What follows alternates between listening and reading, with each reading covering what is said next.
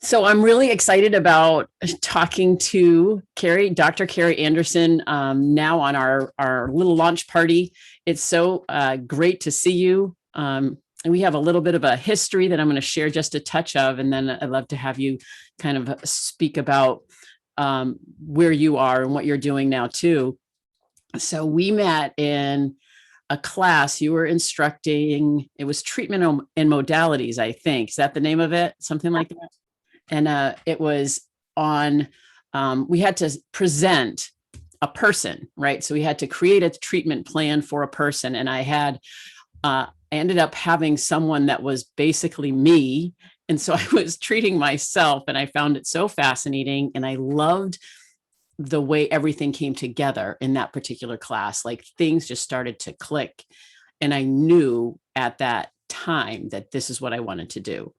So that I just wanted to, number one, share that with you and say thank you, because it was that class that really said, okay, I know I'm on the right track. This is what I want to do. This is needed.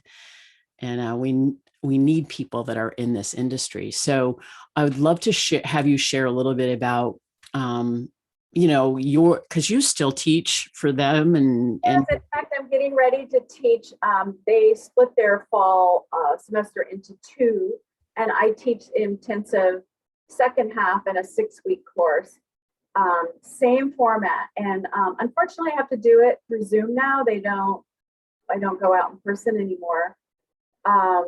But it's still quite wonderful in terms of an intensive weekend, and everybody comes into the course for that weekend, and they have assigned a patient to them, and their job is to assess, conceptualize, and to create a treatment plan for their patients. And then everybody gets to present that. And I think that's just a better way of really learning how do you treat eating disorders. And they're all very unique. And one of my feelings is that it's not cookie cutter. You can't, that's why you have to conceptualize why, where did this come from? How did it trigger this?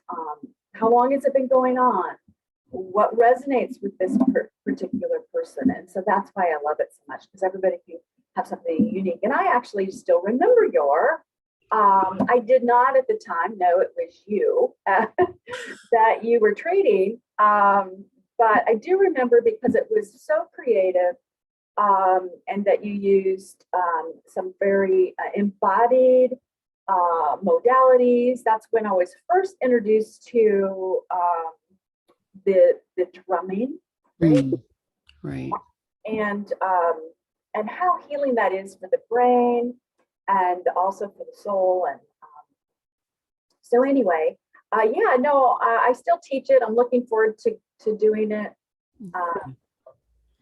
Yeah, and that was just the start of our time together, because then we worked together at Green Mountain at Fox Run for a couple years, just under a couple years, and I learned a lot from being there, and working with you and under you, and being really seeing how to look at people individually, right? And everybody is individual, and how we can modify and shift and change for people, and the ability to use all kinds of modalities, right?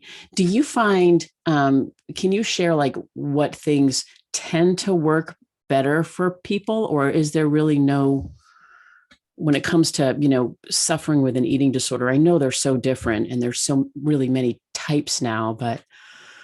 Right. Well, I really believe that the compassion-based therapies, which also run in the line of mindfulness-based, and are the best for, and we also know that that these eating disorders now we know so much more about them than we used to. There's so much more going on. It used to be that it was all a psychological disorder that affected the body. But now we know that they're very neurological in origin, they're biological psychological, and if you can't treat the whole person, then and that you're not really working with the body, then you're going to miss the boat, because at some point you're going to have to, because we can't pull out just the psychological aspect of individuals. We're a totality of, and we live in these bodies, and our bodies are very connected even to our mental health. And so if we're not, and I think that most people are going in that direction in terms of treatment, they're becoming more what we call embodied therapists and learning these type of techniques, even EMDR. Actually, you were using it with drumming. It's that bilateral stimulation, and so and really then joining and partnering with our bodies in this recovery process, rather than fighting our bodies. And so I think the treatment world has really tried to understand this.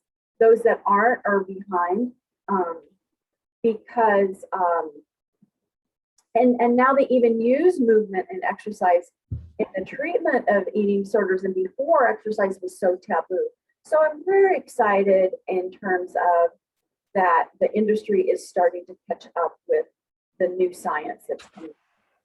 Yeah. And especially, speaking of the science, which you have a new book that is out, which is fabulous. And Kari and I have both read each other's books. So we were just talking before we started to record on how they're very similar and they're also very different. And you do talk a lot about the science around. Why don't you share a little bit about your book and about all of that? Just kind of share with us. How's that? I have to say, it's so lovely just to be in your presence again. Anyway, just enjoying this so much. Your spirit, and I haven't been around you for a while. We were separated by almost a continent. So, but my book, yes, and mine is also a memoir. Mm-hmm. And it also has a self-help component. And so Ann and I's books are very similar, but very different as well, even in the way that we wrote. You did such a great job of talking about your parts. And I do internal family systems, IFS, Yes. which is a compassion-based therapy where we really embrace all of our parts. And you did you just did such a great job of how complicated all these protective pieces of ourselves. Anyway, so I won't go into that. But my book is a memoir. I struggled from what we know to be binge eating disorder as a child. Started with what I considered a sugar addiction. I know that's a hot topic right now because there's controversy of why we would even call it an addiction. But I don't believe we're addicted to food. I believe that we're addicted to the process of what we do with food. Mm. And so I created a neural pathway as a child as a way to calm my nervous system by using sugar. And so it then turned into a full-blown eating disorder when I got into the drive for thinness and the diet mentality. So my book is really a full circle memoir because I've been treating eating disorders for 30 years now. And what it is, it's kind of like, it's a reflective look at, now that I've been treating these disorders for 30 years, I can look back full circle and say, hey, I know what happened to me as a kid. Now I get it, right? I understand what happened to my nervous system, how I was able to connect and actually attach to food as a way to calm my nerves and my nervous system. And I became very attached to food as a safe place in my life. And then I talk about, the book is called Food, Body, and Love, but the greatest of these is love. And the whole last part of the book is about how do we create a state of love in our body. And And when I'm talking about a state of love, I'm talking about a state of safety and peace. And I talk about the 8 C's that we really want to try to create this authentic God-given self, that we are not afraid, and that we are our best selves. And that I want to just share with you a bookmark that I have. It says, I am loved. I am confident, and I'm curious, and I'm connected. I'm courageous, and I'm compassionate, clear, creative, and calm, and all is well. And so that's really about, I spend the whole last part of the love section of the book. How do we create that part of us? And we can do things from a science perspective, what we call vagal toning. And our nervous system is actually controlled by the vagus nerve, which is a fascinating and wonderful nerve. And if we can harness that, and we can keep ourselves in this state. And I used to always say, will this choice bring to me clarity? Will it bring to me energy? And will it bring to me self-confidence? And so these choices throughout our day, which are many, I often will make this mindful pause and say, will this bring me into this place of safety? Will this bring me here?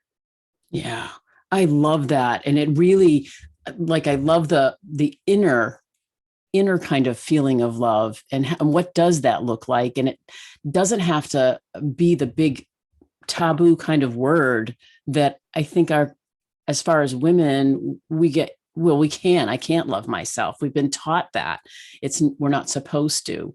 And the way that you break down the science, and I think I've told you how the science is, if you love science, you're going to love this book. If you hate science, you're going to love this book, because it doesn't get, it's very, it's hard to say, put it into words, but I'm like, well, of course. Well, it's no wonder.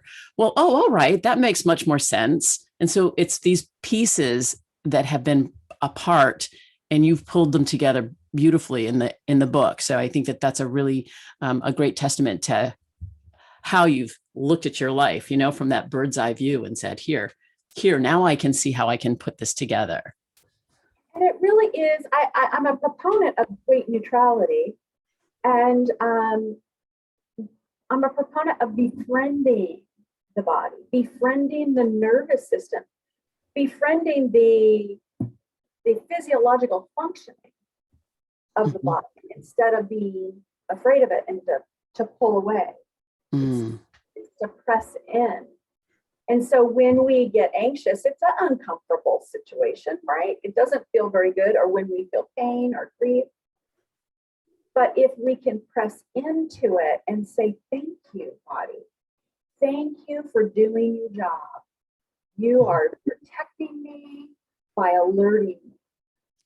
You are protecting me, and you were creating a sense of, and this oxytocin is what's causing some of this for us, is bringing us and saying, come closer to others, move into connection, and that's how you were made.